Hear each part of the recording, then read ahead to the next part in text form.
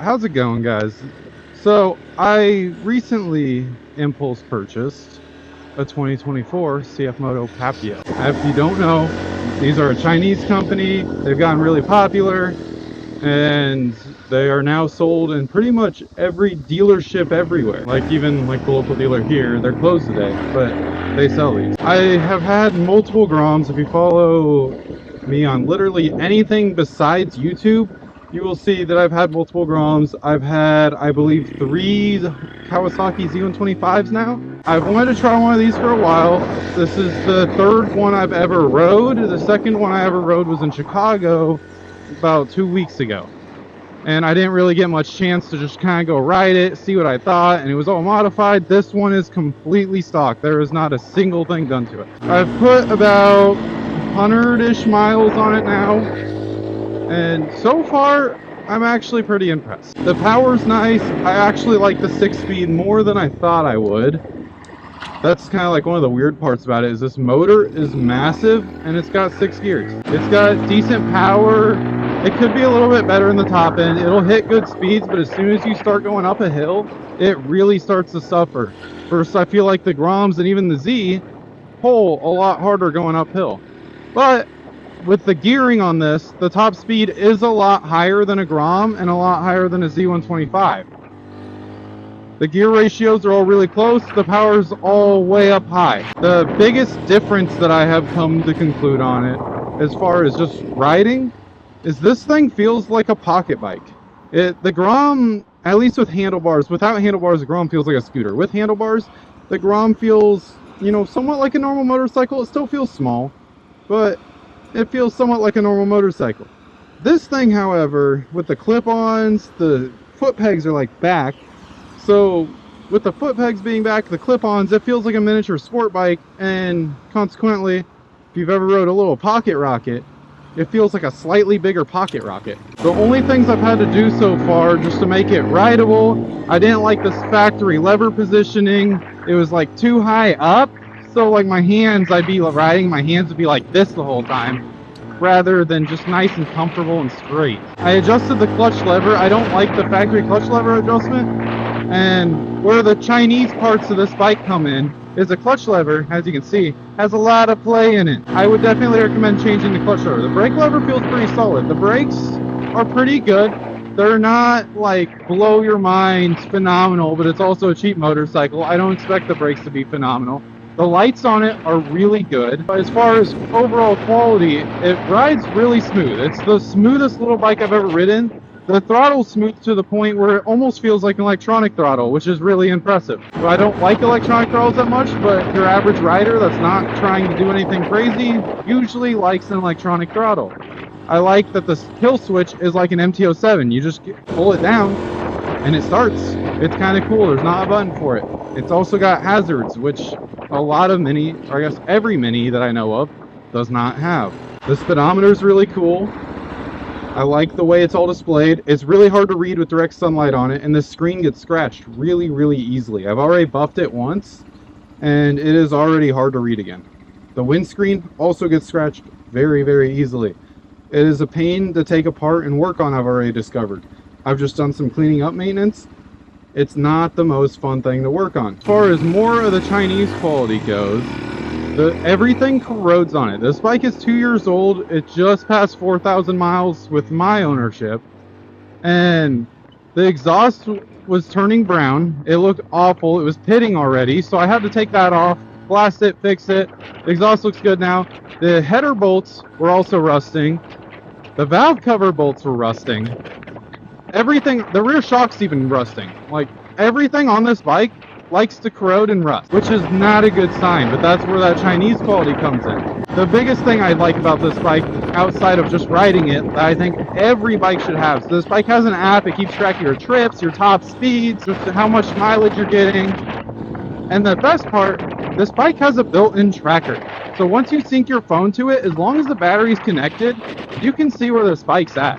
You can see where it was last seen, and it tells you if somebody touches it. So if you leave it in a parking lot somewhere, you have notifications on, this bike's gonna tell you exactly when it gets touched. We tested it out a few times. So much has literally just moving it an eighth of an inch will set it off. And I get a notification on my phone that's called a trigger warning. One thing I do not like about the app is when you're holding high RPMs for long periods of time, so like you're going 60 plus miles an hour, it throws warnings at you left and right that the engine's at too high of an RPM, they need to slow down a little bit, which I get, it's not made for highway cruising, high speed or anything, but I mean, it's a Mini, it should be able to handle high RPMs, it shouldn't have issues. I haven't seen a lot on the long-term reliability of these, but there's been a lot of people that have put a lot of miles on them that have not had any issues. So far, I haven't seen anybody blow one up yet.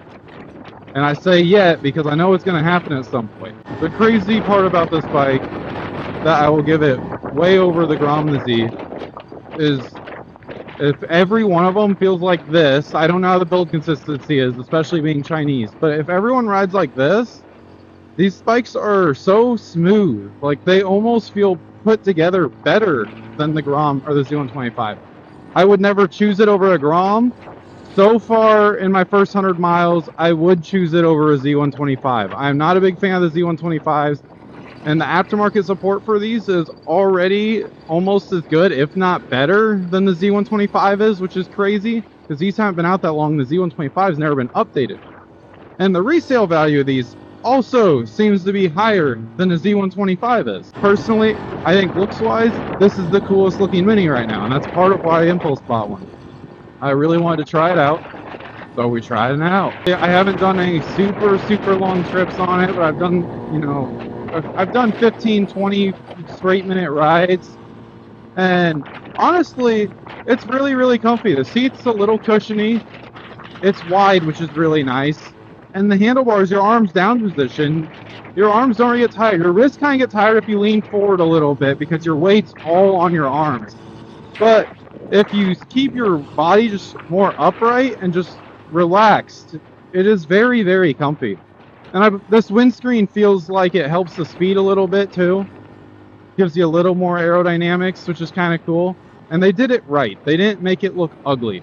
They made it look good. I know this is a small percentage of people that are going to be watching this, but if you're trying to stunt ride it, these bikes are not bad at stunt riding. They make all the stunt parts. You can get handbrake kits, you can get a triple tree, put dirt bars on it, you can get clutch springs, get the rear cage. I mean, you can get everything to fully stunt this little thing out now, which is really cool. I've rode a fully stunted one, and it's really hard to get up when you're going somewhat fast, but if you're doing like circle wheelies, oh, you can't stall it. It's amazing. It is a little finicky left to right, and I don't know if that's to do with the bars, if that's to do with the whole geometry of it. I am not 100% sure there.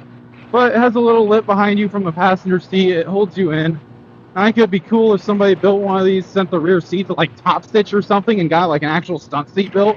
I think that would look sweet, because to me it's just a mini sport bike. A lot of people say it looks like a cafe racer. I agree.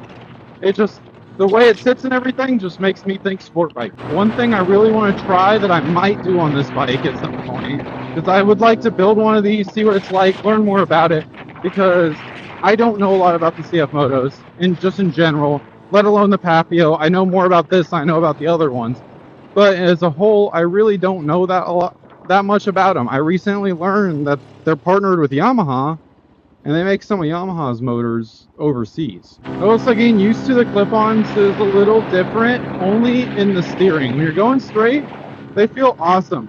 When you're steering, when you go around corners and everything, it likes to dive into the corner, which I feel like would be awesome if you like corners. I'm not good at corners. I will never be a track rider. It's not in me. It's not what I like to do. I respect everyone that does it. But I feel like you're going to try to want a little like baby track bike or something to, you know, put around on the back roads, which we don't have very good ones here. But if you're trying to put around on a back road, hit some twisties, this bike might be really fun for it. It definitely feels really small. I feel like the Grom seat sits higher, the Z125 seat sits higher, and then the bars definitely sit higher. As far as getting OEM parts for these, I have heard has been questionable. Some people say it takes 2 to 3 months minimum, and I haven't really heard anything about getting OEM parts quick. because they all come from China. If being Chinese deters you from wanting to buy this bike, don't let it. This bike is not comparable to your typical Chinese clone bikes that you see people riding that come from Amazon or eBay. No, this bike actually feels like a well put together motorcycle. I think CFMOTO did really well with this. And if other CFMOTOs ride like this, awesome. I just hope that other CFMOTOs have a little better build quality where they're not corroding like crazy, because that's going to really hurt these down the road. Surprisingly, none of the corrosion has come in on the frame. It has entirely been bolts and engine components, and I guess the rear shock, which is also concerning. One thing I really like, the mirrors are not ugly and they're really functional. A Grom and Z125 mirrors, all you can see is your shoulder and you can barely see anything next to you. It doesn't matter how you adjust them, they're just too far in. These mirrors being on the bar ends are super nice. They look really good at the clip-ons, and I can see everything. I have no idea what the function of doing that is. I don't know if it's for parking or what, but you can flip it both ways for I don't know what reason. And it just stops there, same on both sides. With the tune, you're supposed to gain 18% power and 17.8% torque on here, which I feel like would make this thing the perfect bike. That is a huge power jump. And on highway cruising, it feels like it has the horsepower, but it does not have the torque to get up to speed. You start going up a hill, you lose 10-15 miles an hour. As soon as you flatten out or go back down that hill, you gain it right back. But it just doesn't have the torque to get up a hill. It feels like the power band on it is like 7,000 to 9,000 RPMs. Once you get past 9, it doesn't seem like it does a lot. If you're coming from sport bike riding, have a sport bike, trying to get into a mini, I think this is the best option you could get, because this is going to ride the most like it and act the most like it. But if you're completely new to minis and have never been on one before, never even been on a bike before, let's say you're a new rider completely, I would say this is an awesome bike. I would still personally choose the Grom, but I don't think this would be a bad choice. If you're dead set on the look of this, awesome, get it. There has not been a lot of info on it. I've tried to find comparisons of them to the Groms. All the Facebook pages are just like Grom killer. And honestly, if you're going up a hill, the Grom leaves you in the dust. If you're on flat, it's about even with the Grom. The Grom pulls slightly better in the high end. But if you're going downhill, this thing smokes it. So far, everyone that has rode this bike, I have let probably around 10 people ride it now. I've been letting everyone ride it to build their opinions, because it's new, you don't see them, and I want everyone to experience it. It's not an expensive bike.